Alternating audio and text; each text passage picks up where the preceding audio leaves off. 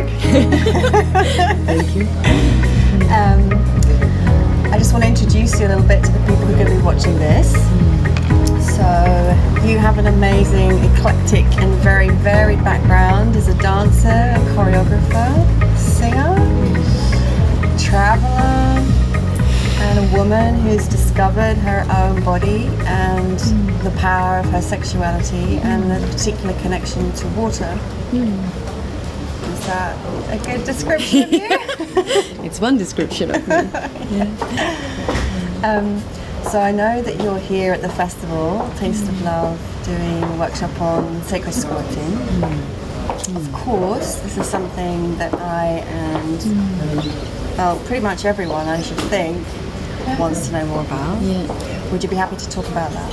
I would be happy to talk about that. So what is Sacred Squirting?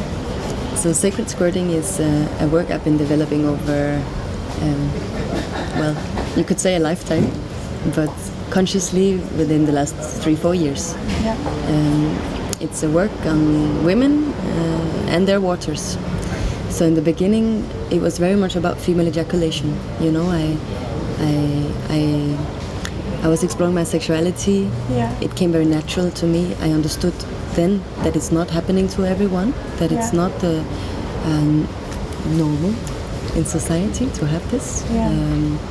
And I was encouraged to share from what I understand. And of course, as a dancer, I had a strong embodiment practice in terms of my breathing, in terms of my movements, in terms of understanding and sensing what is happening in my body as I go through all of these processes.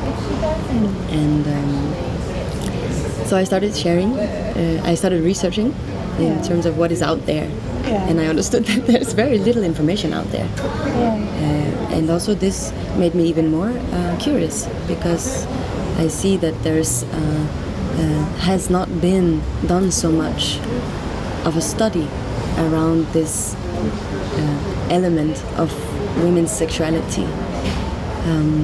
And the more and more I dived into the big sea, you can say, I also understood that it's only not happening on the physical. That meant that all the women that I started working with were going through processes of strong transformation.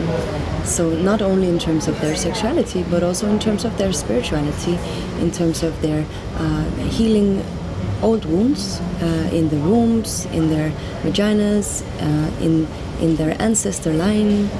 So a lot of things started to emerge as soon as I started to support women in releasing and letting go, in order for this flow of life to come back. So it's really it's really a study about life, you know. Of course, I share my study of life, the way I move through life, the way I connect with water, the way that the water speak and communicate through me, because water communicates. And once we put this consciousness into that water is a communicator of life, of creation, we can manifest things through conscious attention to how we engage in these waters. So today, when I share this work, it's really individual what happens. It's I don't have the it's not like a code or a key. It's about tapping in to every being that I work with and their mystery, you know, and to release and unblock any blockages or any memories or any emotional stagnation that might be restricting the flow of life, the force, the life vitality to manifest itself. So when you're talking about the flow of life and unblocking, so for a woman who's watching this, who wants to understand this for herself and for me too, what kinds of things are you referring to there that might be impeding her connection to the flow of life, and not just to ejaculation, but I guess you're connecting her connection to her sexuality and her vitality with that. So what have you experienced or come across? Yes, you can say that it's I'm using the female ejaculation as a gateway to enter and speak about something more profound. And I think we live in a very interesting time where women are finding back their access to the source within themselves, and the consciousness that it brings when we allow this source. So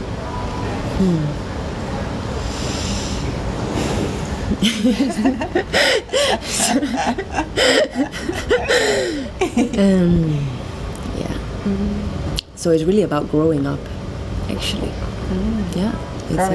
It's about growing up. It's about evolution. It's about evolution, evolving as an individual being on this plane, in this world, on this planet.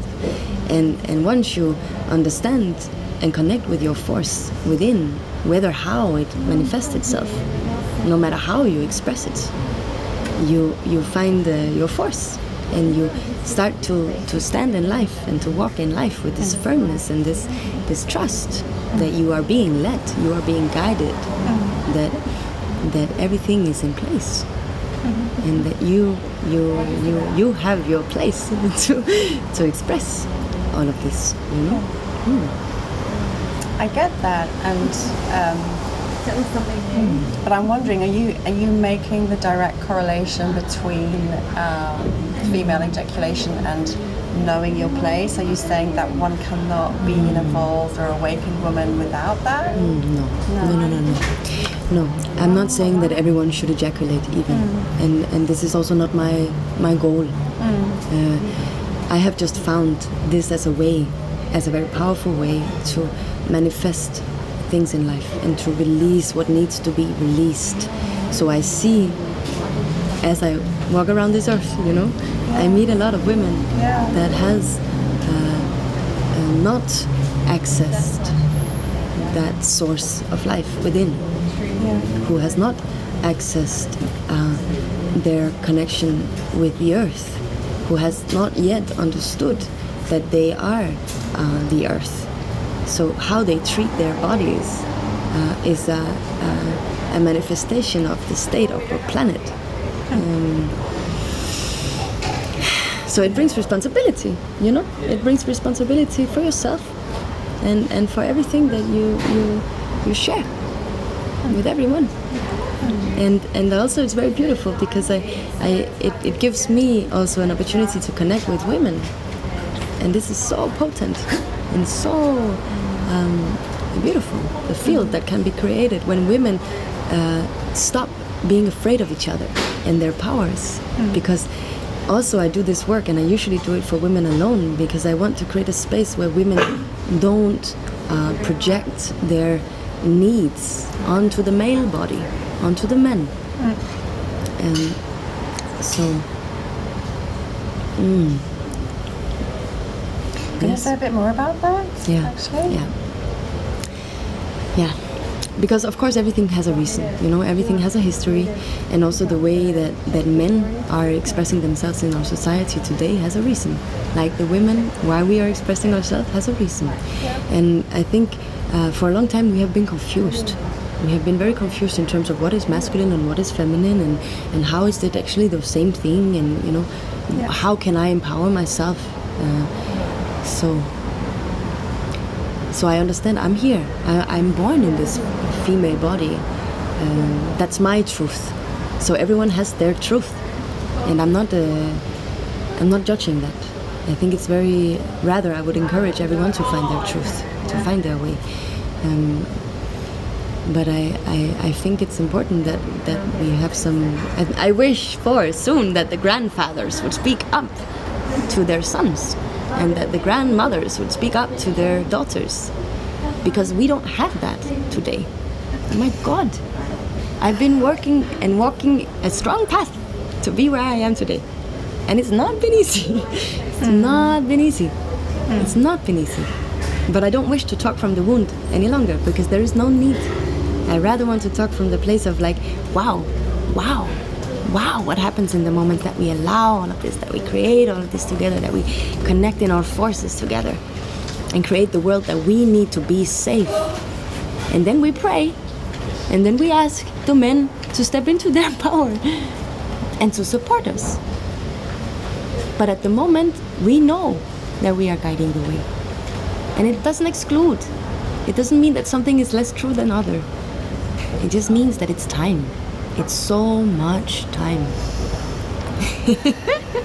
I really feel that in my heart. I really feel. Yeah. I feel the sadness. I feel the pain. Of course. I feel the grief. Yes. And the passion. Yeah. And the power. Yeah. And that's because and the longing. See? Because that's the way the earth feels. And this was so clear, you know, when I go into to places on this planet where less human beings has been walking, the earth speaks, everything communicates, you know. The spirits are everywhere, and they talk. And they tell stories of how we have been misusing and abusing the earth. Abusing and misusing the feminine. Abusing and misusing the children. Abusing and misusing ourselves.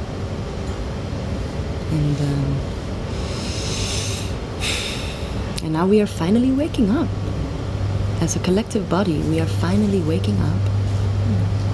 So we are walking towards something very beautiful, you know. I really think we have a beautiful time in front of us. But it's time to not, it's time to speak the truth and to let everything that is not truth die. Yeah. Totally.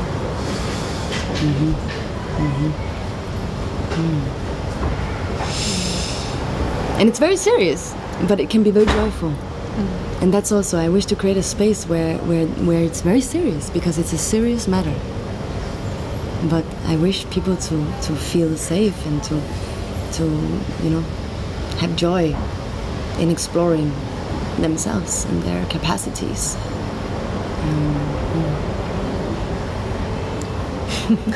Yeah. I'm very moved by what you're saying. I feel the truth of what you're saying. My whole being. And it's really interesting because I started out, you know, I understand everything you say, it resonates so much, and I started out on the level of, oh, she's doing the workshop on sacred squirting. I want to know about that. I want to tell everyone about how to squirt, right? And we've gone so beyond that into something far more profound and meaningful.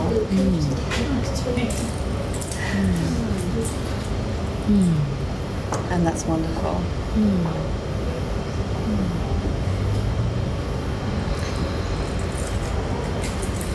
It's like London. It's Nottingham. But it's everything. It's also to understand that everything. It's all about intention. You know, you can do anything if you bring the consciousness across. If you understand why you're doing what you're doing and what you wish to communicate with what you're doing. And sexuality, of course, is a key. And why is it a key? Because at the moment we've been living a long time restricting this force. Out of fear, out of shame, out of guilt, you know, the list is very long. Especially in terms of the feminine body.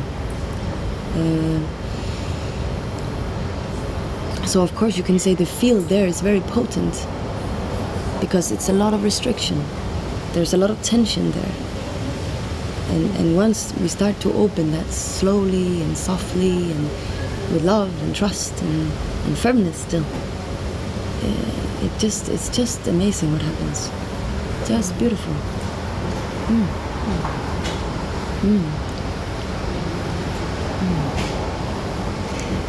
I want to ask you just a couple more questions. You said that you spent some time in the jungle. Yeah. Where did you go?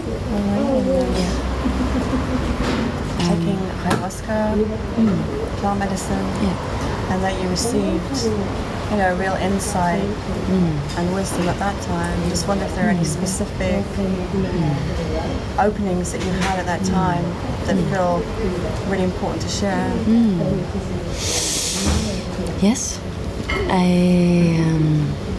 So I was guided to go to the Amazon forest in Brazil, and there I spent 3 months, 2 different years with 2 different tribes, learning and studying their traditional way, involving their different plants and medicines. And what this medicine does, it's that it basically opens you up to your own spirit, your own soul, your own consciousness.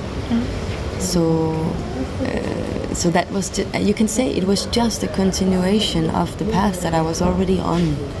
But by opening these doors, I became more awake and aware of these capacities. And of course, this is an indigenous knowledge, you know?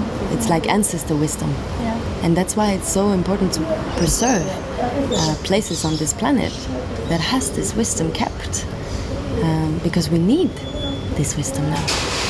You know, we need it.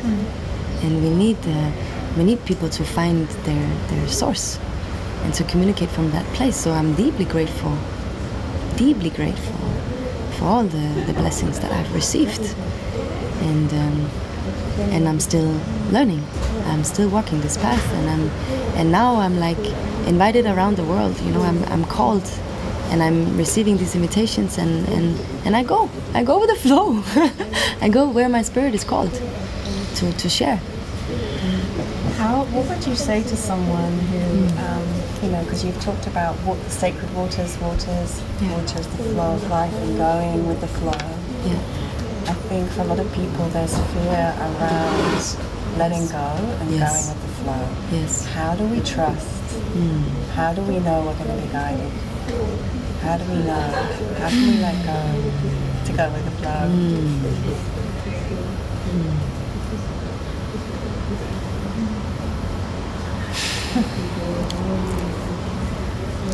You just have to trust yourself.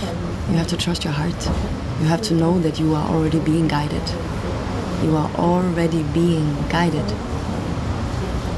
And there's nothing to do in such, and there's nowhere to go in such, but to listen, to cultivate this form of listening to spirit, to your spirit.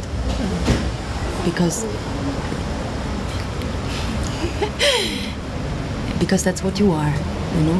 Of course, we are here in this flesh, in this form, in this human body, and that's also why it's beautiful to explore all of this sexual, you know, ways that we can connect. But whenever I come to these kind of festivals of conscious sexuality, I just see that in the end, it's about that we as humanity have lost our connections with the earth, with the cosmos, with the universe, and now we are reclaiming and reconnecting. And we do that through connecting with each other, through meeting each other, through planting seeds within each other. And to water these seeds together so that they can flower and flourish. Yeah, beautiful. Thank you.